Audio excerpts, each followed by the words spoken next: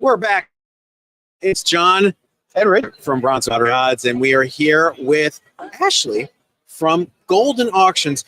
I'm not going to say it's a new player in the auction scene, but in comics, is it? Fairly new, yeah. We were required to run the comics vertical last year. I was formerly of sellmycomicbooks.com. Oh, wow. Yeah, okay, yeah. That I know. I created it in 2012, yeah. Oh, wow. Yeah, and Goldin approached us in January of 2022, and we got acquired in September. So myself and Sean Goodrich run the comics vertical for Goldin. And previously, we were kind of like a boutique comic book reseller with, you know, the Action 1, Detective 27 kind of level, but we didn't really sell anything else. So if you were into just regular old comics, there's really nothing for you on Goldin, and now we've changed that, and we're growing fast. Well, I know, because the reason why I refer to it as a new player is because I was completely unaware of Goldin until probably the last year.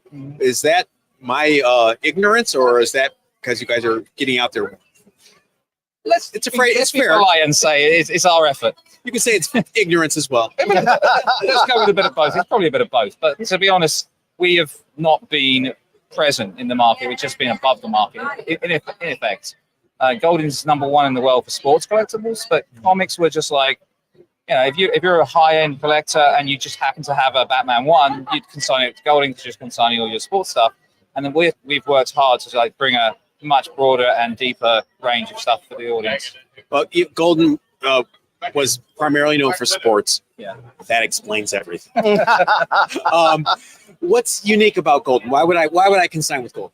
We're kind of like the Apple of collectibles marketplaces. Like if you look at the platform, it's very clean and crisp and easy to use. And we've actually had customers who are working in user experience programming. So, wow, your website's really great. It's really easy to use. I love it. It's so clean and nice. And I'm like, so that must say something, right? That is his full-time job.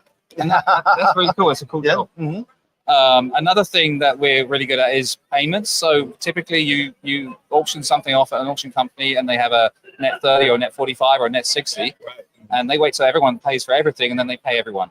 We pay for you as things get paid for. So if you sell something for $100 and someone pays for it instantly, it's immediately available. Your share is immediately available in your account, and you just ask to withdraw it and it comes to your bank account. That is amazing, because I've sold it your competitors a few times, and that 30 to 60 day wait is torture. It's painful, yeah. It's very painful. Yeah. So do you vet the sellers, the consigners, as you get books in? Yeah. Well, we typically have experience of years of like dealing with people, and so you get a sense of where people are and how reliable or not they are, and if anyone's abusing the platform, they're off. You know, we don't mess around. As far as collections are concerned, if someone's late paying, we're pretty fast to go chasing after them. You know, we don't want people that are hanging around waiting for them. Oh, absolutely. Mm-hmm. Absolutely. So you came from a comics background, so you have bona fides. You're legit. Yep. You passed the sniff test. Over Street Price Get Advisor. Oh, nice. How long? 6 years, I think now. Yes. Yeah. And so, what do you collect? I collect weird stuff that nobody else wants. And sounds familiar. That's not actually true anymore, but it's becoming stuff that I saw growing and is now taking off. So foreign comics, for example. And as you can probably tell, I have an accent. I'm British, and I grew up in London, and I used to buy British comics when I was a kid. Yep. And now British price variants are becoming recognized as genuinely rare. We had two, not one, two Hulk #1 pence variants at this table today. Okay, so I need to mug somebody after that. I don't actually own a Hulk one. So I actually do own a Hulk one, but it's a US one. And in fact, it was bought in England. Oh, wow. Because the person's aunt was working on cruise ships, and she bought the comic in New York and brought it back for her nephew. And so, yeah, the US edition I bought in England, which is ridiculous. one of the two that came through here this morning to be, viewers were showing us, because they talk a lot about foreign variants on the show. And one of them was from, it had a stamp from the news agents still on it from King's College. So just to see the provenance of that book and how it survived on a ballast ship and then made its way back over here and now is encased in plastic in someone's collection. It's fascinating. Yeah, I love it. I love the fact that these things they're actually typically sold for a discount to US editions. That's pretty my personal pet. That's me. I think it's me. Spirit animal. You just chased it away. Yeah, so it's funny how they sell for a discount to US prices, even though like 1 or 2% of the census. Right. Which is really strange. Well, that's interesting because there's a debate. It was all the same print run. Which came first? The US, the Pence? Any knowledge on that? There's only rumor, but I believe what would have happened. You notice the slug is removed, the month slug is removed, so it's blank. Right. So what I think they did, they would probably have printed the UK covers, then they would staple them to the interiors, which are identical. Right. And then they would have shipped the UK ones over. And they didn't know how long it was going to take. That's why they didn't put a month on it, because it'd be weird if you're going to the UK newsagent and you look at the thing, it says November, but it's actually in April. And be like, oh, this is an old one. Why am I buying an old? So that's what they did.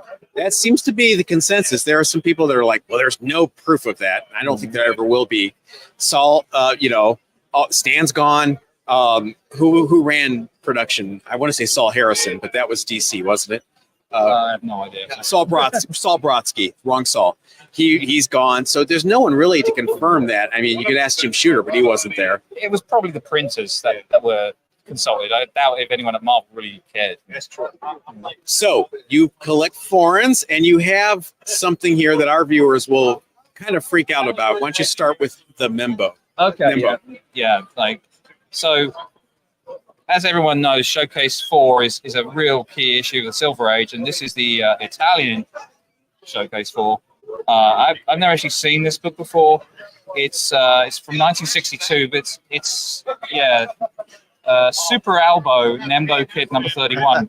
Rolls off the tongue. Be on everybody's key list, and it reprints Showcase 4 and Adventure 181. Oh, wow. And Random Adventure. It's really cool, and it's a Carmine Infantino cover, and yeah, it's just really cool. I love it. Let's see the back cover. Oh yeah. Oh, there you go.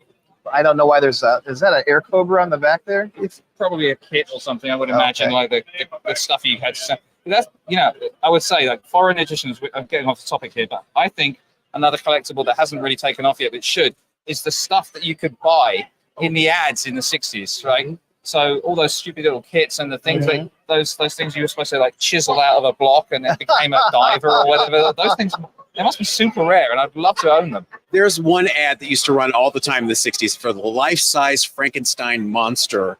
And I just have to worry, it's got to be a piece of paper. It actually is.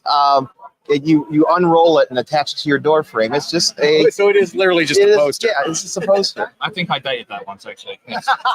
What about the submarine, the cardboard submarine? That one, submarine. There is a book actually, and I wish I knew the title of it, that chronicles all of those old 50s and 60s X-ray specs and all that, and they actually have examples and the history of them. It's actually a fascinating book. Richard will put that in the description below. That's when you know you're too old for comics, when you realize the X-ray specs have other purposes other than looking at the bones in your hand. Oh, you knew when you were young. Yeah, exactly. So right, this is another great. This is another one, yeah. So this is the Mexican Avengers 1, actually. So it's El Sorprendente Hombre Araña 31. Not bad.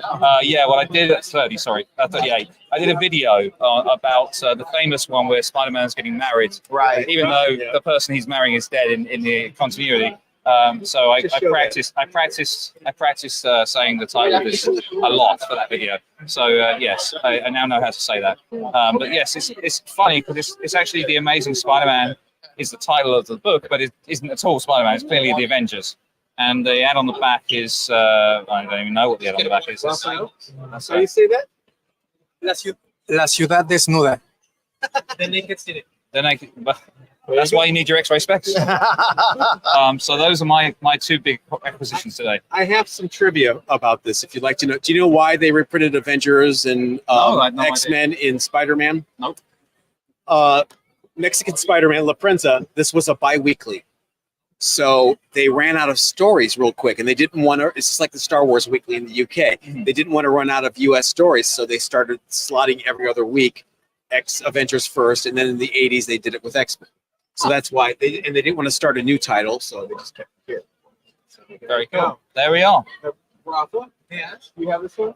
No. I'm sorry, I only just got it. Otherwise, I'll have to sell it to you. That came in the bundle. We brought from Mexico. No, we didn't have an Avengers 1, but we had a couple of we had early X-Men, like X-Men 12, first Juggernaut, stuff like that. We went to Mexico City and found a flea market. Stacks. I'm wondering how rare or common these things actually are, you know. The 80s versions, from just me going down to Mexico City every couple times a year, the 80s versions are fairly common. You can find them at resale shops, and the Mexican collectors have zero interest in them. I mean, I got a stack of Byrne Claremont X-Men reprints for like $3 each. The La Prenzas are different. That's these ones with the stamp. If you want to hold that up for me, sorry, I don't want to drop your book. The La Prensa ones are rarer. They have to be a key for them to be interested. Otherwise, they'll sell them to you for $4 or $5. Okay, well, I'm clearly in the wrong country. Definitely a key. Yeah, that's the one thing about collecting foreign variants is you never know how rare or common they actually are. Yep. And so you see one at a show like this, you're like, I've got to own that.